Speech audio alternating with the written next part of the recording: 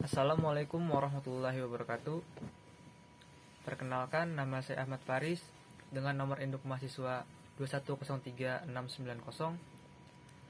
kelas 3B dari Prodi PSD Penjas.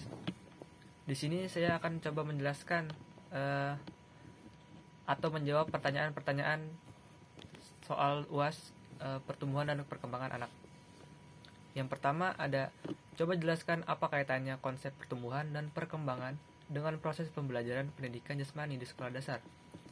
Jawabannya, pertumbuhan adalah suatu proses bertambahnya ukuran, baik volume otot dan jumlah sel yang bersifat tidak dapat kembali ke asal, seperti yang ada di laki-laki, yaitu tumbuhnya jakun, lalu suara menjadi lebih besar, dan pada wanita yaitu membesarnya pinggul dan payudara. Sedangkan perkembangan adalah proses peningkatan pada pelatihan manusia yang ada di dalam dirinya, seperti contohnya psikomotorik, melatih kelincahan, kekuatan, fleksibilitas. Selain itu, untuk melatih kejujuran, sikap dan emosional, kognitif, yaitu melatih mental yang membuat suatu individu mampu menghubungkan, menilai, dan mempertimbangkan serta memutuskan sesuatu, dan juga agar mempertahankan tubuh tetap sehat agar tidak mudah terserang penyakit. Lalu selanjutnya, pertanyaan kedua, coba jelaskan tentang perkembangan hidup sepanjang hayat. Yaitu, perkembangan manusia itu tidak hanya di masa bayi sampai dewasa, melainkan mulai dari dalam kandungan, lalu lahir, kemudian menjadi dewasa, dan tua.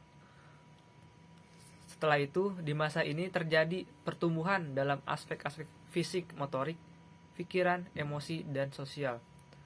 Pola-pola perubahan mula-mula bersifat meningkat, kemudian menurun sampai manusia itu tidak bernyawa lagi. Lalu akhirnya meninggal. Lalu pertanyaan yang ketiga adalah, kenapa stunting sangat berbahaya bagi generasi mendatang? Jawabannya, karena generasi yang akan mendatang adalah generasi yang akan meneruskan pemikiran-pemikiran atau sikap-sikap dan pengambilan keputusan yang sangat baik. Apalagi di era globalisasi ini dan di era teknologi ini yang semakin maju dan berkembang, maka dari itu anak-anak penderita stunting ini akan menjadi suatu generasi dengan kualitas yang kurang baik. Oleh karena itu, perlu kita usahakan agar generasi ke depan menjadi semakin baik dan semakin unggul, dan angka stunting semakin menurun. Lalu lanjut ke pertanyaan yang keempat, apa yang akan dialami siswa jika siswa tersebut mengalami stunting? Jawabannya adalah, siswa akan mengalami gangguan perkembangan otak. Anak akan menjadi kurang fokus dalam semua hal. Postur tubuh mereka akan berbeda dengan anak-anak yang tidak mengalami stunting.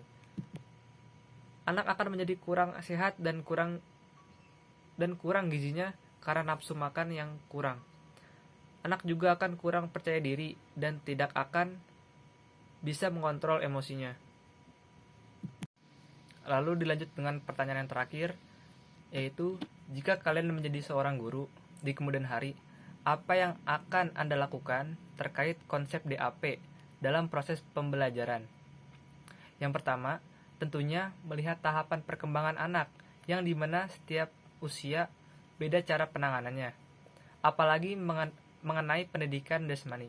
Contohnya, di masa sekarang ini masih banyak guru-guru dengan kasus yang salah pengajaran untuk anak-anak muridnya. Anak sekolah dasar yang seharusnya belajar pendidikan jasmani untuk mengenal dunia awal olahraga atau gerak dasar-dasar olahraga, tapi justru malah diarahkan untuk ajang prestasi atau perlombaan. Padahal di usia sekolah dasar ini belum saatnya untuk mengenal cabang olahraga.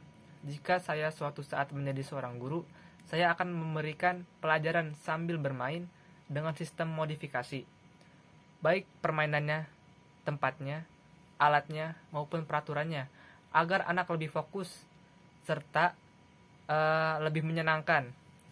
Belajar sambil bermain yang membuat anak menjadi senang dan senantiasa selalu bersemangat.